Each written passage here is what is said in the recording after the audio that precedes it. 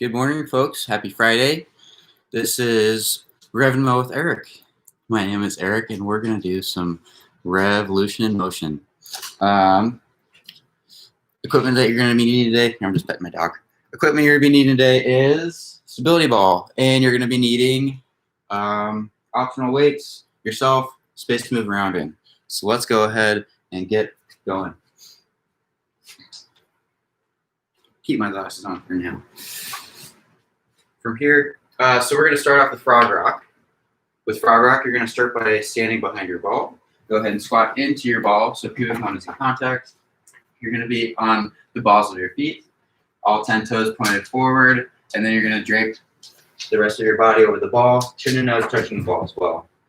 So you're dangling your head forward, allowing your spine to lengthen. So I'm going to press off my feet, cushion in my hands, wrists, elbows, shoulders, press off my hands, cushion myself back in my feet, ankles, knees, and hips. Again, forward. Once more, allowing my head to dangle down towards the floor, lengthening my cervical spine, keeping my chin and nose in contact with the ball, and then back, and on my feet. Continue to press my pubic bone on the ball. And forward. And back. This move is, I start off just about every single series with the frog rock. It's great. We could spend 35 minutes here if we really wanted to.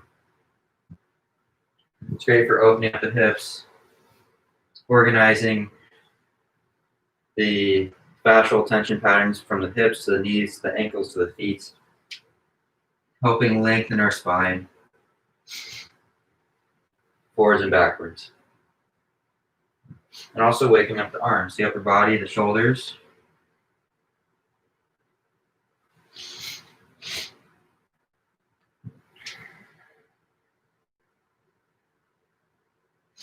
Go ahead and do one more.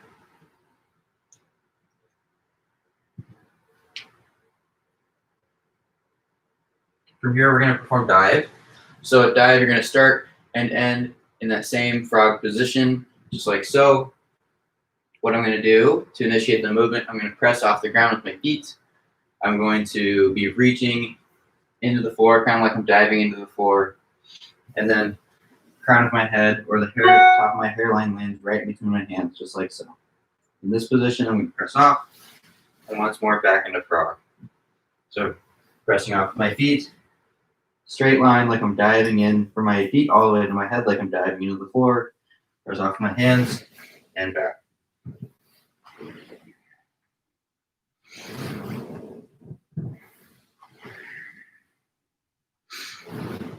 With this move, as I reach my feet away from my body, that helps slow down the move and cushion my impact, or my landing rather, into my hands, so I'm not, impacting into the floor per se.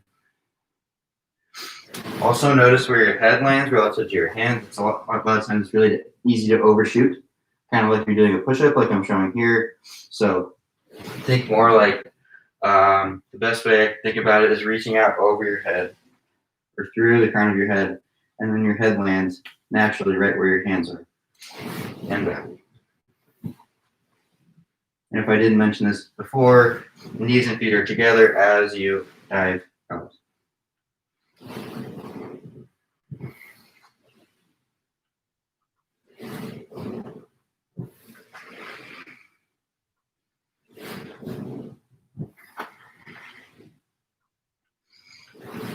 With this move, I notice that I get adjustments, little pops on my elbows, which always feels great first thing in the morning. Okay. All right. Let's go ahead and perform snake now. With snake, easiest way to get in that position. So we're going to start. Let's go ahead and start back into dive. So just like so, we'll go ahead and dive out.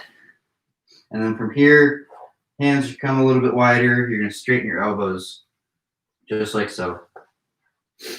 Legs are together and relax over the ball. Head and neck is dangled down towards the floor. And then from here, to initiate the movement, I'm going to press into one hand. So I'll press into my right hand. That's just my body weight passively to one side of the ball. And then I catch myself by pressing into the left hand. and then I keep going back and forth. So you can start seeing this snake-like movement. But what we're doing in this movement is, as I press into my hand, I'm gliding my shoulder blade across the back of my rib cage, and then that passively transfers down my spine, into my hips and lower body. So I'm not actively moving my hips side to side. That's a byproduct of the work that's occurring up in the shoulder blades, upper neck.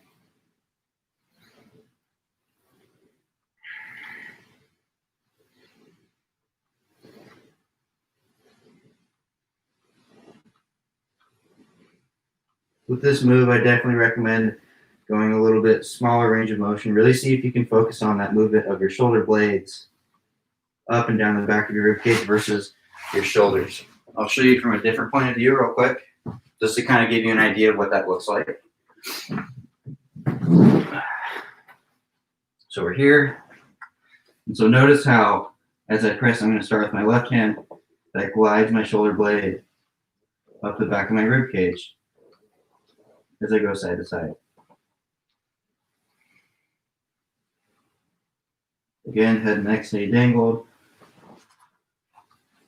as I keep going side to side.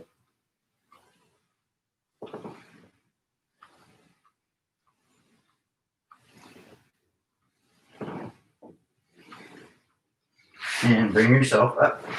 Awesome. Okay. Next move is going to be kneeling overhead rock. So for this position, you're going to be kneeling behind the ball, knees and feet together. Hips are going to be stacked right above the knees. If you need cushion on your knees, you can take a pillow, put it right under there if you need to. From here, what we're going to do is walk the ball out in front using our hands. Again, hips stay stacked above my knees. What I'm going to be doing is reaching the ball away from my body, straight elbows, again, hands on the top front of the ball. And then I'm going to rock forward and back from my hips. So notice how I'm rocking forward and back from my hips. Upper body stays the same. And then I rock back and forth. In this move, you're definitely going to notice that stretch in your shoulders. Notice how that tension starts to melt and release away. You're able to sink your chest a little bit lower to the ground. And in doing so, see if you can hollow your abs. So imagine drawing your abs in and up to the front of your spine as you rock forward and back. So it's kind of like a tug of war throughout your spine. So as you're reaching the ball away from your body, you're getting tall through the upper body, and then I'm reaching my tailbone behind me as I rock forward and back. So I'm lengthening my spine all the way from my shoulders, my thoracic spine, all the way down to my sacrum and pelvis.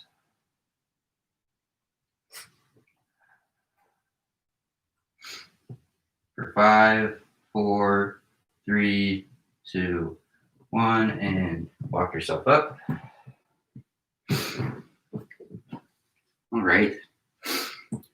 Let's do squat to overhead reach next. With squat to overhead reach, I'm going to show you two variations real quick.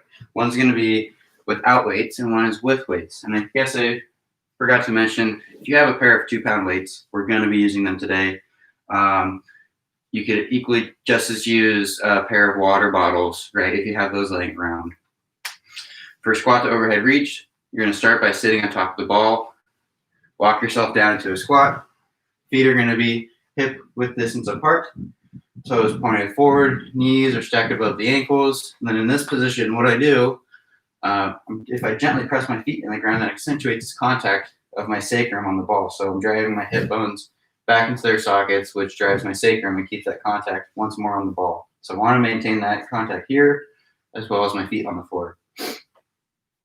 I'm going to interlace my hands, relax my upper body into my hands, and then to initiate the movement, I'm going to press my feet and toes into the floor, which straightens my legs and extends my body over the ball. Again, continuing to relax my upper body in my hands, matching the curvature of my spine with that of the ball. And back down. With this move, when we get to that extended spot as well, you can focus on that abdominal hollowing. So drawing your abs in and up to the front of your spine. You might feel like this peeling sensation, like your abs are peeling off your pubic bone. That's what we want to focus on when engaging our core, and back down. So we're not bracing out, we're drawing in and up.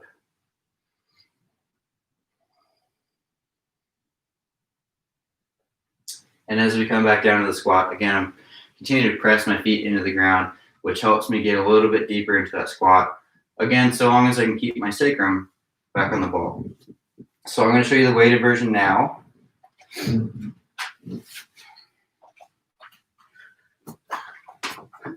I've got these water bells here. These weigh about, for me, you know, I've been doing it for a while. These weigh about 7 pounds. I definitely, again, recommend only performing about 3 pounds or so.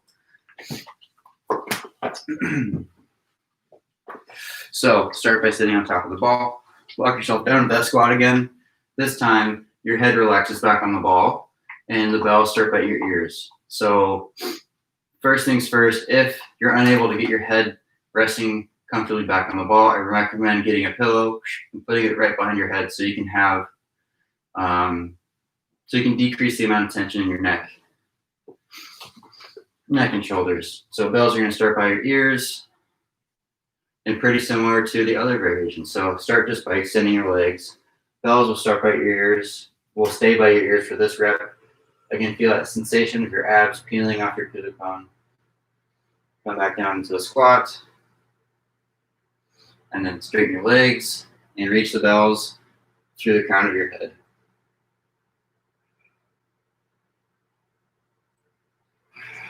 And back.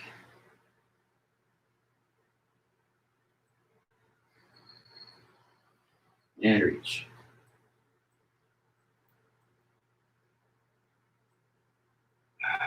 Think about reaching all the way from your toes to your fingertips. So I'm definitely focusing on keeping my feet and toes in contact with the floor, pressing my toes into the feet as I reach out over my head. Notice that connection from your feet all the way to your fingertips.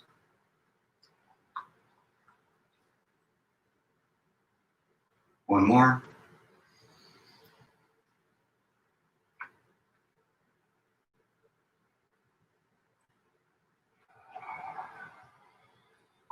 Good. From here, drop the bells. Interlace your hands behind your head. Using your hands, bring your chin to your chest as you roll yourself up the ball. Perfect. Awesome. Okay.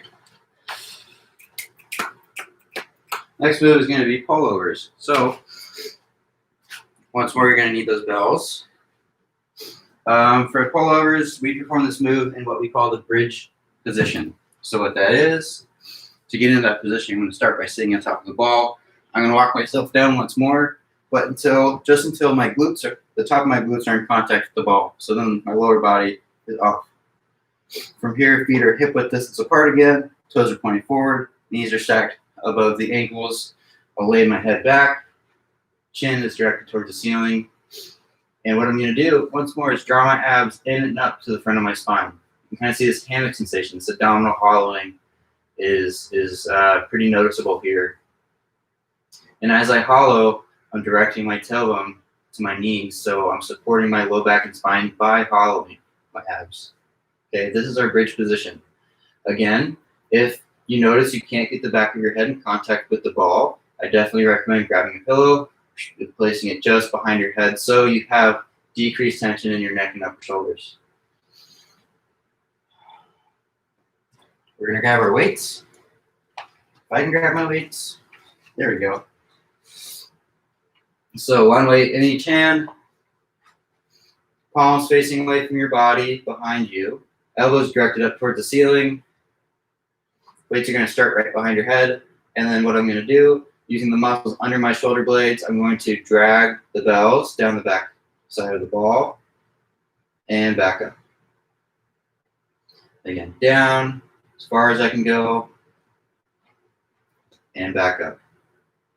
With this move, you should be feeling a stretch in the shoulders, in between the shoulder blades, the upper back. Keep the bells as close to the ball as possible as you go down and up. So you can even keep them touching, the weights touching with the ball as you go down and up. And then once more, make sure that your elbows are pointed up toward the ceiling. And as you perform this move, see if you can connect this to that abdominal hollowing in the bridge position. So if you have any tension in the low back, first and foremost, see if you can, again, direct your tailbone to your knees, which helps you focus on that abdominal hollowing. And then as you come down and pull up, notice that increased sensation in your core, almost like you're pulling from your core. And up. 2 more.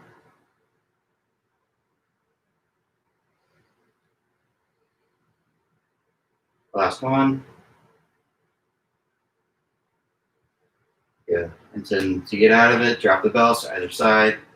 Bring yourself down to a squat, supporting your head and neck. Bring your chin to your chest. And then roll yourself up. You might have seen I did a one-arm variation there. You don't have to do it. I'll go through it next time. Okay, knee side to side is next. With knee side to side, go ahead and take your bells or your weights and put them to the side. You're going to go ahead and sit on the floor. Your stability ball is going to be at your feet. And I'm going to go ahead and lay back. Feet are going to be on the top front of the ball. I'm going to show you 2 variations. So feet are going to be on the top front of the ball. Heels are in contact with the ball just to start. Knees are also together. Knees and feet stay together in this movement the whole time. And then in this position, see if you can just allow gravity to create this hammock sensation in your abs. So it's just this passive drawing in and up, right? Abs just fall to the front of your spine. And then from there, see if you can engage that in that position. Again, drawing in and up. To initiate the movement, I'm going to bring my knees drop my knees down to one side, rotating through the hips, through the low back and spine, back up, and then down to the other side.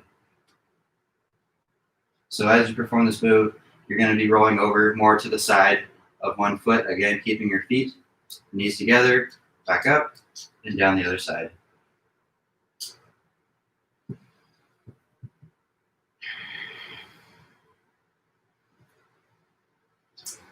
For the second variation, what we're going to do, we're going to be in that same position. So knees, feet together. Feet are going to be on the top front of the ball, but now I'm going to press the soles of my feet into the ball, just like so. And Milo is going to join us. So from here, same move. So drawing my abs in and up, and then bringing my knees down to one side, up, and down to the other side. This variation requires more balance and stability. So if you find yourself stumbling and fumbling and unable to do it, then just perform the first variation. But if you are performing the second variation, notice any undue tension in the shoulders and the neck. See if you can let that go. Melt that tension in your shoulders and neck as you continue going side to side.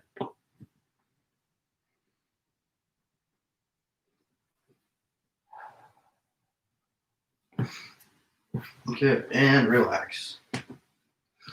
Okay, skater. Skater is next.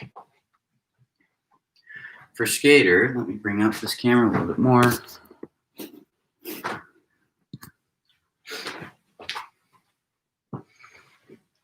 For skater, you're going to be sitting.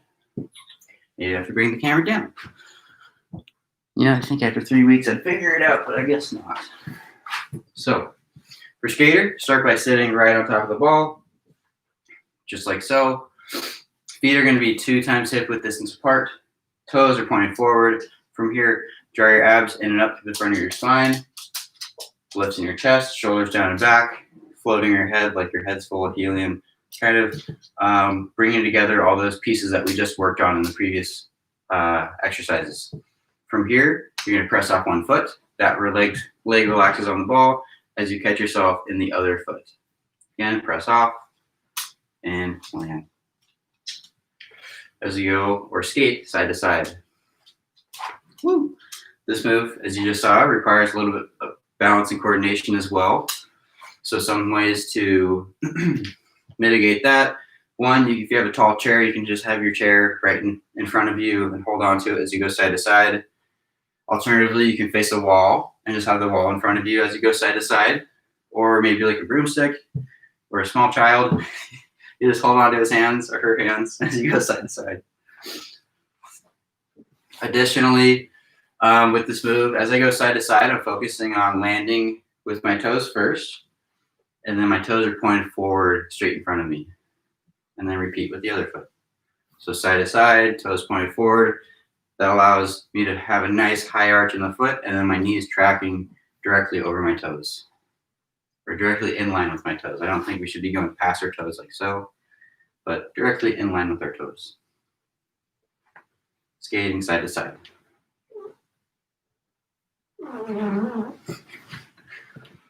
If you have a hardwood floor, you might be making some silly sounds as you skate side to side.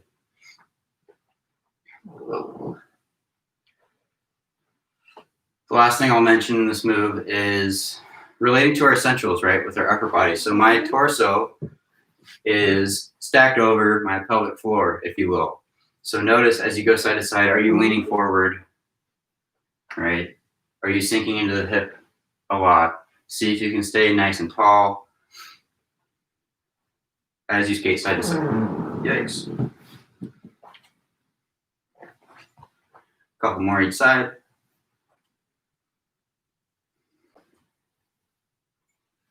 And relax. Skater. Okay, bring this guy up. Next move is called lunge. With lunge, again, you're gonna need the stability ball. Optional to have one weight. Just kind of there for balance and support. I'm gonna show you what that looks like. So, you're going to be facing one direction. Ball's going to be right behind you. Toes are going to be pointed. You're going to have one foot. Those toes are pointed forward. And then you're going to have your other foot. Top of that foot is going to be on the top front of the ball, just like so. Fair to mention, too, this, again, is another move that requires a fair amount of balance and coordination. So tips here, again, get that chair. Have it just on the side so you can hold it. Perform this movement right next to a wall so you can hold on to the wall. Again, if you got that child, hold on to them. They might help you a little bit, who knows. So anyway, from here, again, hollowing my abs, lifting my chest, shoulders down and back. To initiate the movement, I'm going to press the top of my back foot into the ball, which glides me back into a lunge. And then I'm going to press my shin and my foot. Ugh. Balance, folks. I'm going to press my shin and my foot into the ball to bring me forward. Let's try this again. So we're here. Press the top of the foot into the ball, which lunges you back, and then press the shin of the foot in the ball, which lunges you forward. Again, back. So ultimately, I have about 60+% of my weight in that back leg, right? I'm really supporting myself with that back leg, pressing my shin, pressing my foot into the ball, and again, pressing into it again to lunge forward. When we think about lunge, we probably think more like an up and down movement. This lunge is more of like a forward and back, like you're gliding back. So pressing my foot, my shin into the ball, which glides me back and forward. The front leg is basically just there as a mini anchor for extra support. And that being said, the majority of the work is working in that back leg, in the hip, stretching the hip flexor, stretching the quad, if you want to think about it like that. Let's go ahead and switch feet. Again, toes pointing forward. And what I'm doing here, I'm trying to get as much space between my toes. So you might not be able to see this, but a lot of times when we have poor footwear, our toes are kind of cramped. So I'm going to try and get as much space between my toes as possible. I might even step down and even spread them out because we want to wake up those toes. We want to really engage every aspect of our foot as much as possible. So again, toes pointing forward. Other foot's going to be right on top of the ball.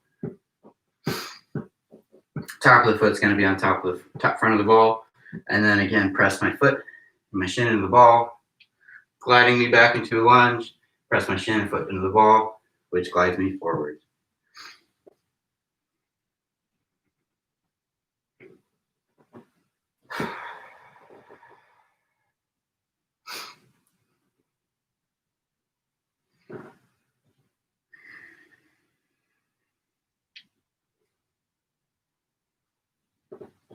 This move is great. It's basically like the antithesis to our desk posture, to our texting posture, where we're sitting and sitting and sitting in our hip flexors. The thing is with muscles, that muscles like to be short, right? And so when we're sitting, our hip flexors that attach from the inside of the front of our spine to the inside of our thigh, they get shortened.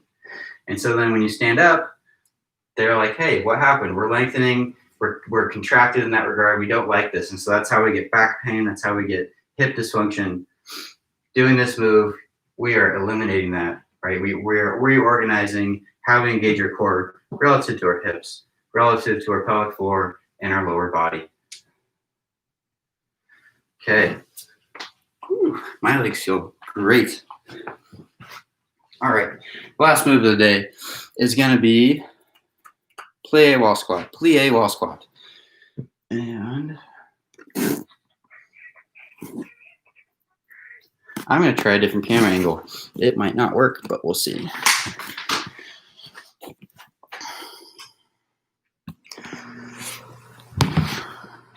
I just want to try and get my whole upper body into it. So it might be overexposed with the light behind me, but we will try.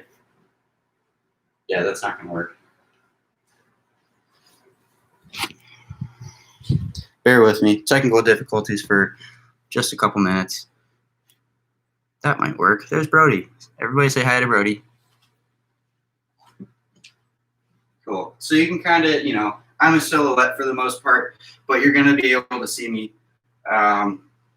enough to be able to perform the movement well. So for plie wall squat, you're going to need a wall, like so. You're going to need a stability ball, and you're going to need one weight. If you don't have a weight, I'll just talk about the variation. It's not too different.